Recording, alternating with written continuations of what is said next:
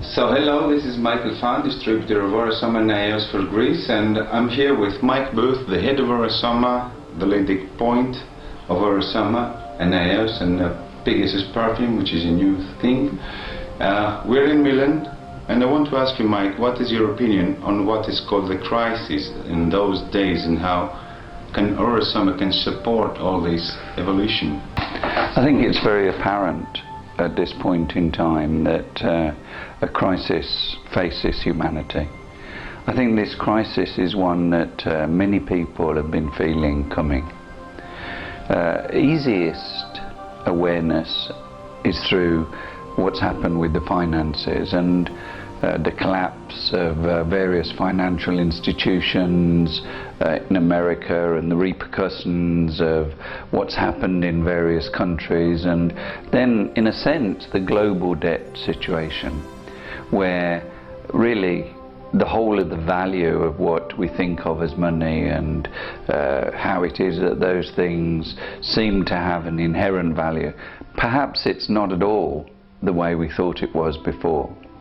So we're asked to look at something different, what are the values now? The collapse of the monetary system may be something more likely, something that's more inherent now than just an idea that some people had that was likely to be in the future.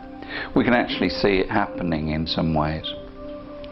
And then we have to come to another set of values, what we think is important, what we think are the real basis for trade or bartering, or maybe principles that have long been forgotten about how it is that one's value is estimated, not in terms of wealth through money, but through other things. Aura-soma can really help us with that. It can help us with the re-evaluation.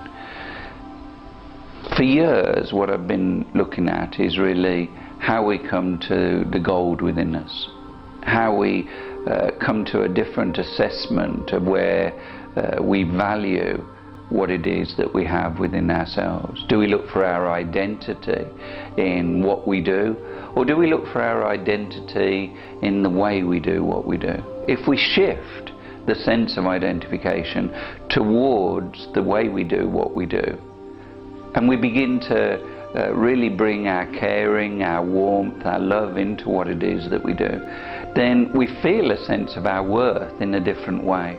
And I think that that is also how it is we nurture the gold within. It's like producing our own gold. Exactly so. And that gold is something that can't be devalued. Let's say that if we enter the alchemical process within ourselves, what's actually happening is something that nobody can take away from us. Our true worth, what it is that we really have, is that gold that lies within, and provided we enter into that alchemical process, then what actually happens is something that is enduring, something that's really got a value. And as you're speaking, it came in my mind that also a reflection of this gold, the inner gold, is the out gold. The gold, it stays valuable no matter what money happens. In a sense it does, and I think that then part of the crisis that is in those financial institutions has been that there's not been the link between the gold reserves and the value of the money, which in the past there was. What do you think about this 2012?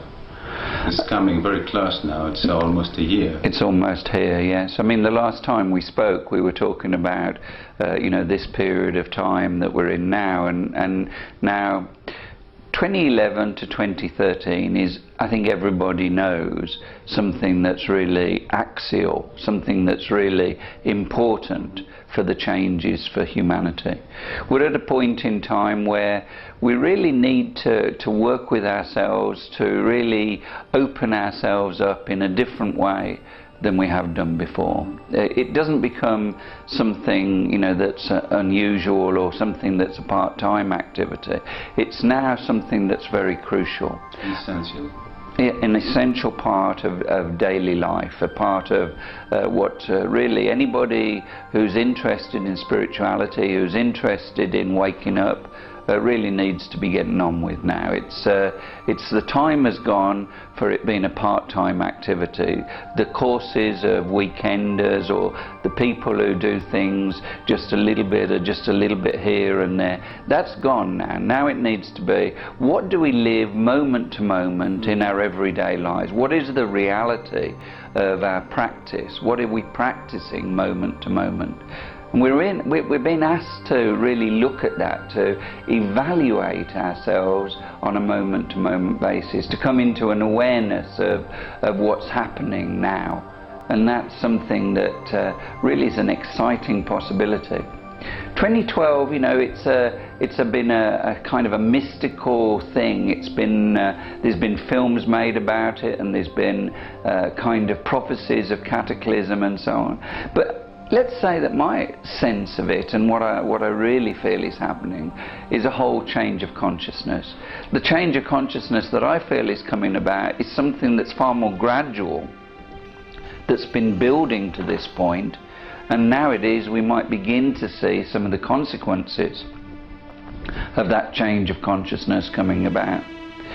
Interestingly enough, also, you know, some of the people that I'm aware of, you know, what it is that's happening in the growth movement, in conscious awareness circles, people who've been working at things, who've been talking about them for a long time, are not people necessarily who are actually practicing what it is that is being spoken about. And it seems strange to me that there's that kind of almost like a discrepancy that's becoming more and more apparent. We have to live our talk now. It's not enough to have the ideas, it's not enough to give lip service to things, it's actually to really be present to what's happening. Yeah, and to be really alive and do it. Exactly. Act it.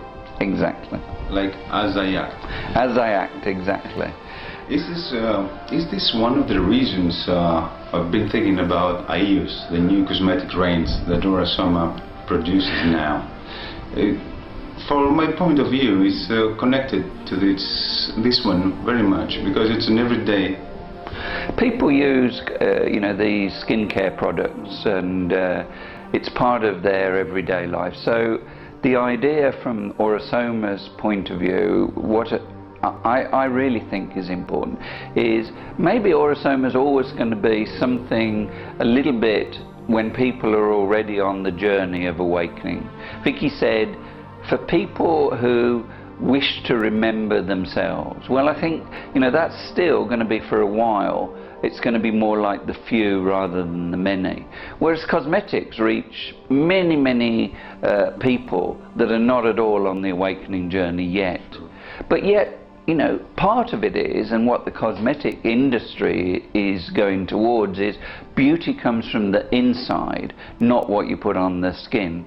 So that's where I think we can really help, because we've been working now nearly 30 years on what is on the inside and the inner beauty. So to use the resources that we have in the crystals, the gems, the herbs and the plants, the energies of aura-soma, in a cosmetic product is like we're given an opportunity to go into the mainstream with something that can be really supportive of people and getting in touch with the inner child, getting in touch with the inner beauty, and helping them to really experience what these subtle energies are really all about. And besides that, it's not like standard cosmetics where you're putting chemicals on your skin to do something which is maybe not going to be so great for the liver or the kidneys, or the repercussions from what we put on our skin if it isn't in harmony with the whole being.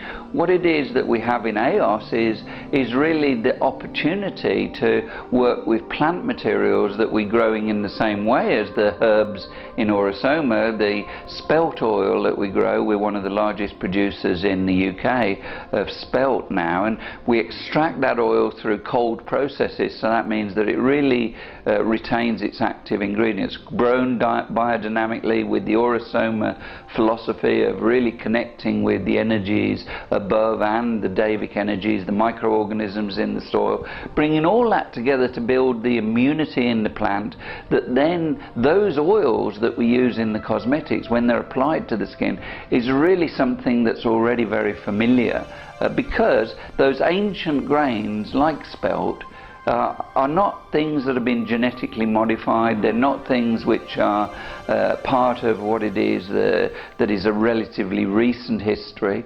This is something that for thousands of years human beings have been working with, and so to use the spelt oil on the skin, the body knows what to do with it. It's like within the genetic pathways, within the ancestral roots, spelt and the oils of those ancient grains have been part of our history, and so the body knows what to do with it, and it's very much easily absorbed, and we have nearly every product that we produce in the AOS range contains some of that spelt oil. It's very special work that you do. And what about Pegasus, the new perfumes? Similar sort of philosophy. As far as I could see in the world of perfumes and so on, there wasn't much natural. In other words, most of the perfumes that are produced were produced from really hydrocarbons, coal tars and so on. Most of the perfumes had some sort of synthetic basis to them.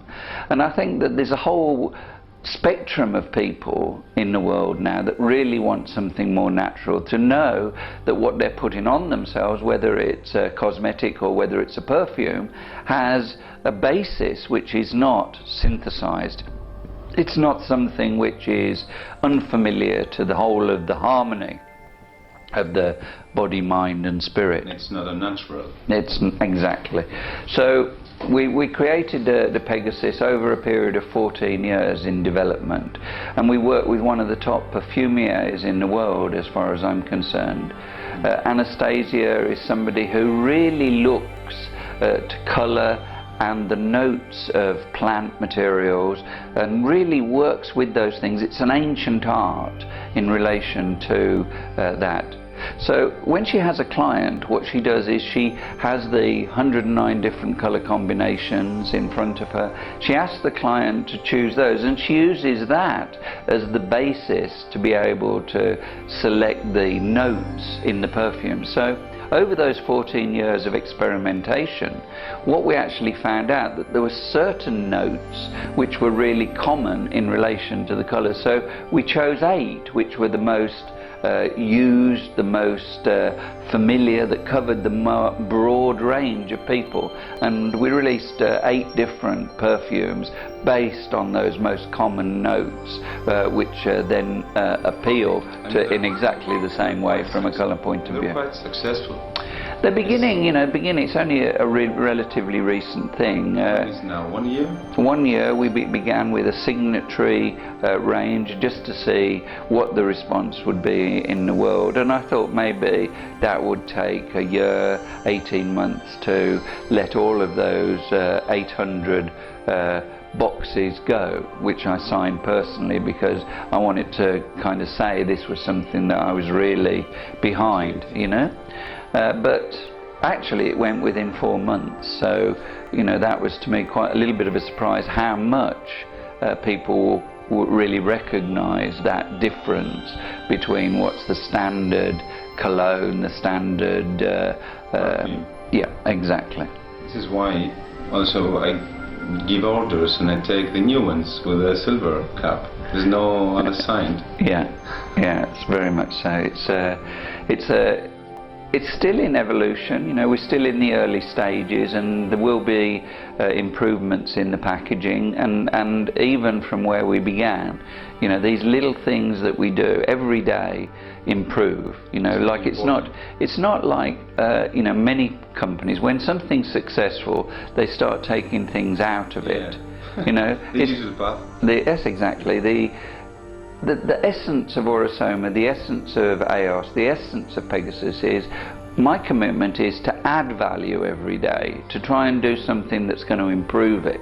And that's, I think, a different philosophy and really important for the direction we're going as humanity. Let's put more into what we do so that it becomes better, not take something out because it's more profitable. This is why more and more people are coming into the aura-soma system, because I've seen a lot of people getting value for themselves. Yeah. So they had it, but they're remembering.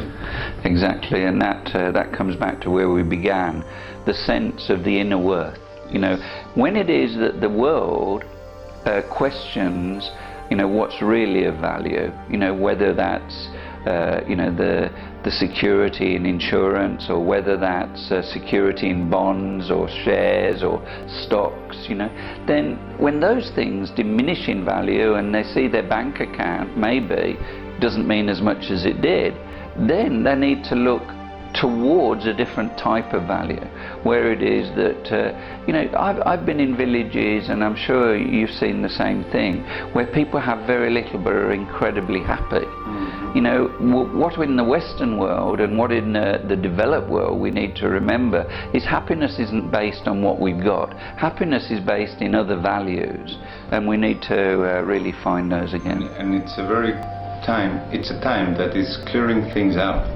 I mean, a lot of things are going away, so new things with more inner value come up. Exactly. Hi, this is Michail Fan.